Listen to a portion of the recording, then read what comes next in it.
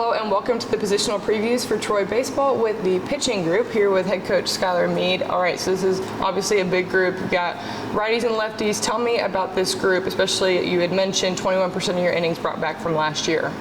Yes, so we'll have a long segment. We could be here for hours talking about all the new. Look, it's the way it goes sometimes. It's a great thing. The reason a lot of these guys are gone is because of the draft, and many of the guys, if they weren't drafted, they were guys who had productive and elite careers. Grayson Stewart, Gary Gaines, Grady Gorgon, just a couple off the top of your head. Obviously Dill and Falensky, Frieda, and Edders all going into professional baseball. Grady Gorgon going in there too. It's okay. It's just the nature of it. You got to prepare yourself, and so we did. I think in terms of probably at least the most notable inning usage returner, Noah Thigpen's going to be a guy that has an opportunity to start on the weekends to begin. He certainly had to fill in when Gary had his oblique thing last year. Noah did a great job on game ones for us, and we're proud of him. And so any guy's evolution, now he's got to be able to go out there and give you 6+ on whatever day it is that he gets the opportunity to start. But we like what we've seen from him most of this preseason. There's certainly not a lot of other returners. Drew Nelson would be the second highest in terms of returning innings. He's a guy who, I think he had a good fall, showed a little uptick in stuff and changed some usage stuff. Brock Tapper, who would have been the next most innings, has had a really good preseason. I think we found a good niche for how we want to utilize him, and I think his focus and effort and adjusting of some pitches has been really big. And then Dylan King had a really good fall, got set back about a week or so with a little back thing, but has been really good the last week or so. And then Chase Cartron had a really good finish to his spring. So it's a short segment of the returners, but this is a special group of new guys. Obviously, I think it's a large part of why our recruiting class was thought of so highly, but we also needed it. We needed to get dynamic arms because in the end you got to have elite guys on the mound. So Tommy Egan, Ben Stubbs, guys that are going to be starting on the weekends. Tommy was a tremendous pickup, can really do a lot of things with the baseball. Strike thrower extraordinaire out of UIC. Ben Stubbs, left-hander, up to 96 from Flagler, one of the best D2 recruits that was out there this past summer that we had to fight the draft incredibly hard to get. Blake Dean is a guy that threw nearly 100 innings at Kansas State, was an All-American as a freshman. He's been really, really good. I think he's going to be a guy that can do a lot of different things in terms of starting, relieving, closing, whatever the case may be. Your lefty brigade of Zach Crotchfeld and Hayden Smith, both throwing the ball 95, 96 plus miles an hour. I like what they're going to do and leverage opportunities. Lucas Litterall from Western Kentucky has got a really unique slot and was really good in the fall. Had a little leg tweak thing, but he's going to be back in the mix ASAP. So I like that we have some versatility, there with righties and lefties.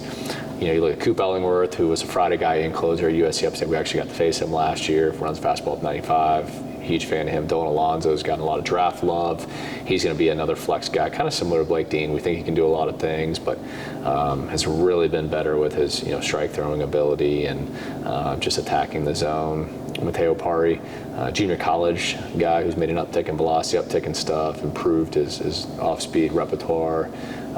Has been really difficult to square up. Those are just some initial guys who have really impressed. But I think you're going to have other guys that are right there, teetering in. Tate Farquhar from Michigan State, who had a lot of success there last year, has had a huge bounce back this spring, and I think he's going to be heavily utilized.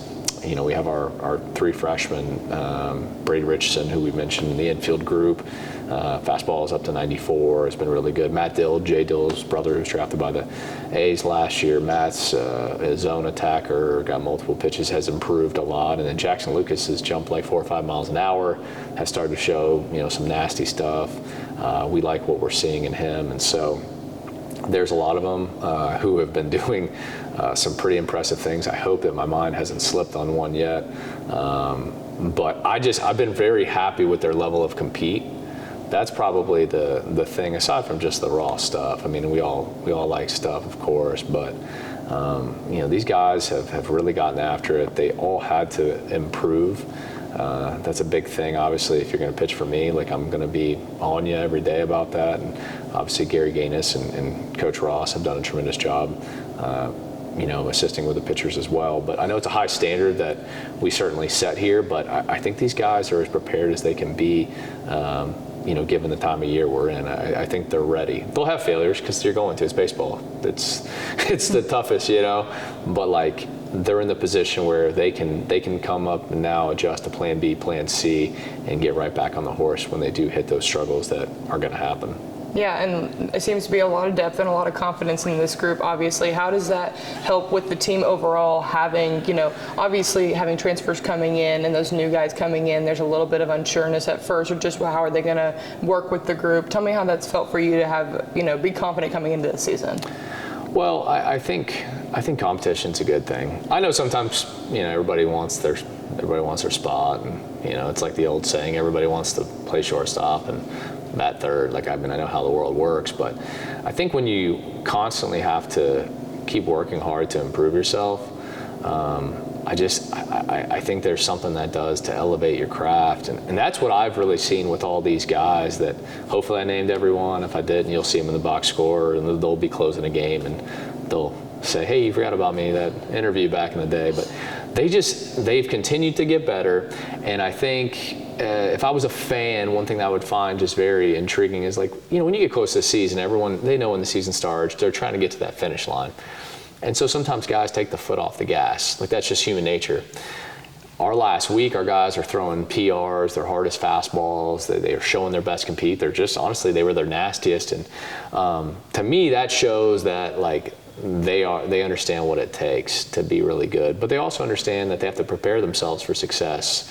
The only way you really understand what success feels like is to have success. And you don't just say it's going to happen, or I'm going to snap my fingers and it's going to go on in the season against the level of teams in which we play. You got to go out here and do it, and the opportunities you get. And I thought most of them, if not all of them, did that at some point. And so they should feel good about that. And I think to me that's why they should be uber confident going into this. Perfect. Well, thank you so much, Coach. And thank you for listening to Positional Previews for the Pitcher Group for Troy Baseball.